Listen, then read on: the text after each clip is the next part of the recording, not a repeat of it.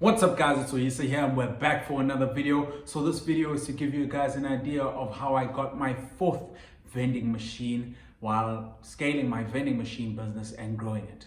First, we're going to look at how I secured the location. Second, we're going to look at the cost of the vending machine itself. The third thing we're going to look at is how to know you've got a quality machine that you're going to buy. With that being said, we're also going to look at buying a machine or the risk of buying a machine without viewing it in person. And then at the end of the video, I'm going to give you guys a final tip of how to ensure that you become an expert in the vending machines that you buy. So let's get straight into the video.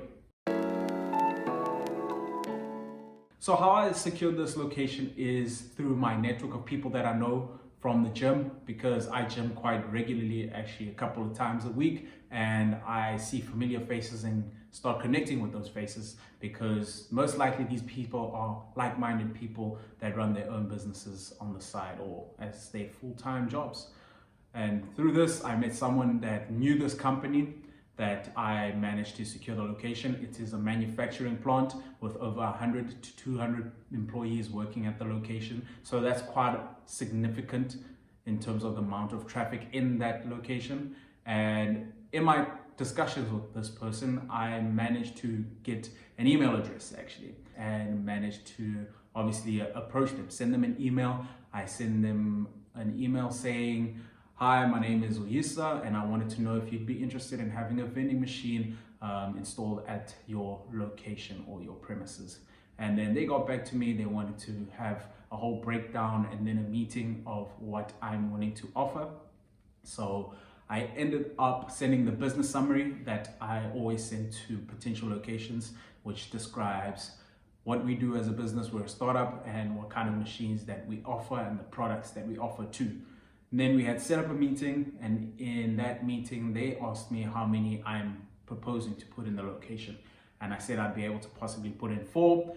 And I think I honestly overextended myself because I had the funds to do that, but I realized that I didn't really calculate well enough in terms of how many I'm actually able to purchase, to transport, to service, and to ensure that they're also card reader compatible, and also how many are available in the market that I actually can purchase, because as you know, I purchased my vending machines off Facebook Marketplace.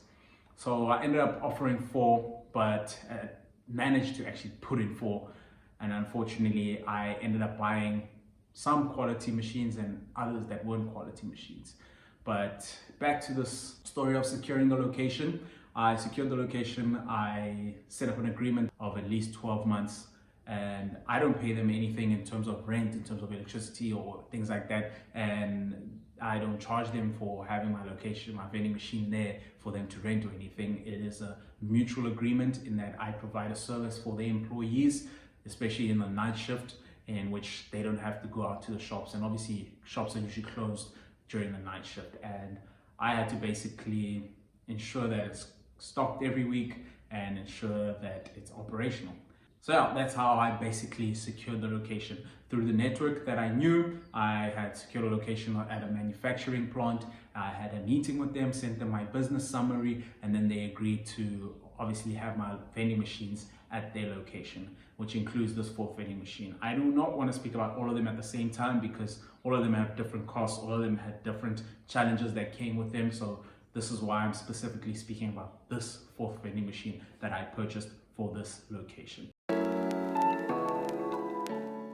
The vending machine I had found on Facebook Marketplace. It was going for around 9,000 Rand. It was a Coke vending machine. I'll put it up here. I had negotiated the price of the vending machine to 5,000 Rand. And then I had to transport it from Johannesburg to Port Elizabeth, which cost me 4,630 Rand. But before that, I had requested the technician that I know in Johannesburg to service the vending machine, because obviously the vending machine hadn't been used for a while, and the things that I know now, to be honest, I didn't really know that well back then. So we had to change the note reader and the coin mechanism.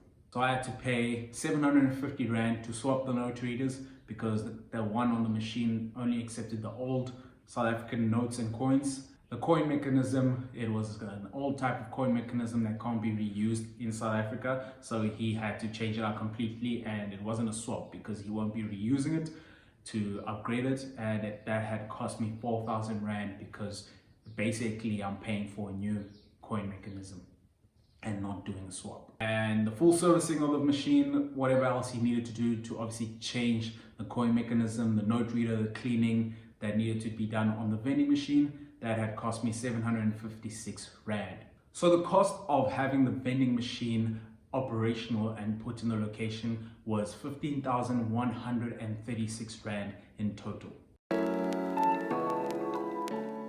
So this brings me to my next point. That vending machine, it actually bombed.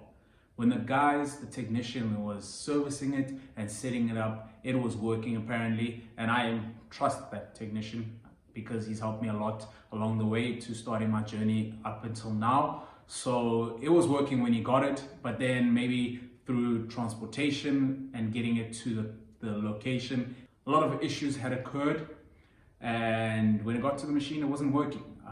What wasn't working is that when I connected the machine to the power supply, it ended up not accepting the coins, it wasn't accepting the notes, and basically just wasn't working. And I had to take the vending machine out eventually because since I delivered it over a month, it wasn't working. And even the client, they were very disappointed and had told me that I needed to take it out of the location because it is just sitting there idle and it's never worked.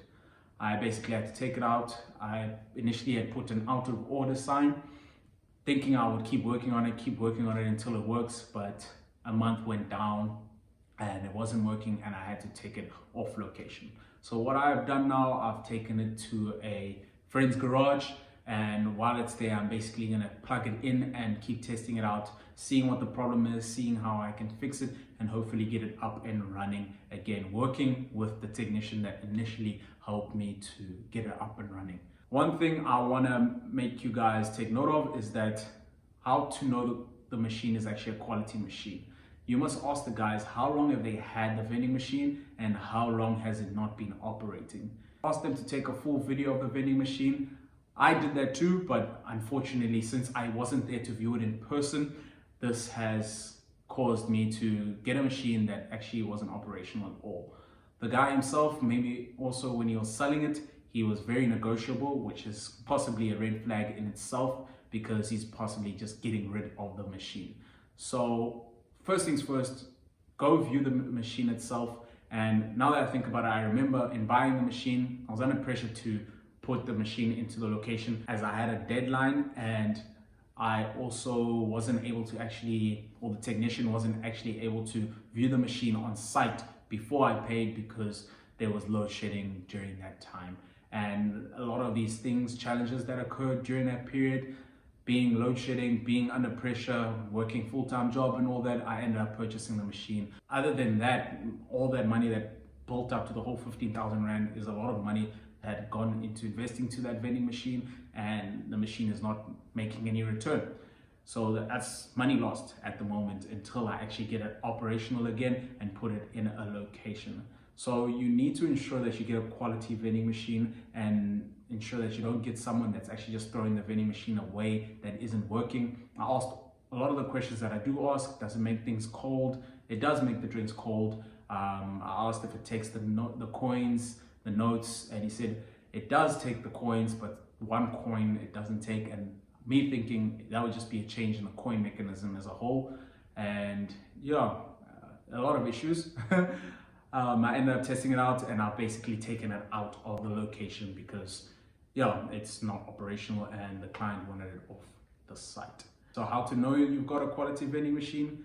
Test everything you need to test to ensure that it's operational. Test that it gets cold. Like I said, this is specifically the drinks vending machine, the Coca-Cola drinks vending machine. Test that it gets cold. Test that all the motors are working to dispense the product. Test that it accepts notes if it has a note reader. Test that it accepts all coins if it has a coin mechanism. And yeah, that's basically what you would need to test for that type of vending machine. There comes a risk in buying a vending machine without viewing it in person. I had someone there that I trusted to view the vending machine, and I still ended up having issues. So if it doesn't feel right or feels too good to be true and you're unable to view the vending machine while it's on site, do not purchase the vending machine. There'll be more machines to come. Do not let the pressure of meeting a deadline, the pressure of putting the machine in the location, put you under pressure and make you do a bad financial decision. So I wouldn't say it's a bad financial decision, because I'm sure I can still get it up and running, but now it's extended my issues and made a lot of challenges and extended the time it has taken for me to have that machine operational, when I could have gotten one which was more expensive but would have been operational and not caused me to have as many problems now. Because you're trying to be cheap, but then you have a more expensive servicing that needs to be done on the machine itself. And you know, it has to always be that balance of the price of purchasing versus the price of servicing. So always view the vending machine before you put any money down to buy the vending machine. Ensure that it's working. That's the most important thing. Everything else you can work around it. And one tip that I want to give you guys is that with vending machines, this was the first Coca-Cola vending machine that I purchased for myself, the drinks vending machine, because I wanted to have those 4 vending machines in place and I wanted to increase my sales, and I was impatient, to be honest. You must try and standardize as best as possible. And by standardize, I mean the machine that you decide to buy, the first one, is your most important one. That's the machine that you must be an expert at. You learn the machine, you understand the machine, and you become an expert at how to operate the machine. And then from then on, you keep buying the same type of machine so that you become more of an expert of the machine. And when you buy spares, when you have to service the machine, you are able to buy the same type of spares, you are able to do the same type of service, and knowing the machine itself. My fault was that I bought a machine that I'm not used to, and I was under pressure, had a deadline. Now I have come up to a point where I don't even know where to start in terms of how I'll service the machine to get it up and running and operating again. But if I've gotten the machines that I'm used to, that I've become really good at understanding how to operate, how to troubleshoot, how to get it up and running again, if there's a problem, I would be able to solve this issue a lot faster and know what spares that I need to get to ensure the machine is operational again. And it would have been cheaper in the long run, because if it's not the spare I need for this machine, I'm able to use the spare for another machine that I've already gotten, that I'm already operating. And that's what makes it good to standardize the type of vending machines that you operate, because the spares that you require, you'll be able to use on all your machines, which makes it more cost effective and efficient for you when you need to do servicing on your vending machines.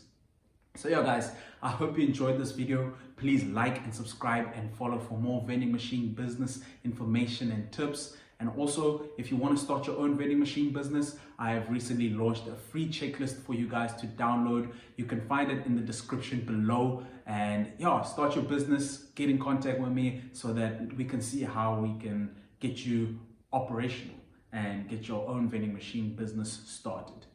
Again, please like and subscribe and follow. And until the next one, I'm out.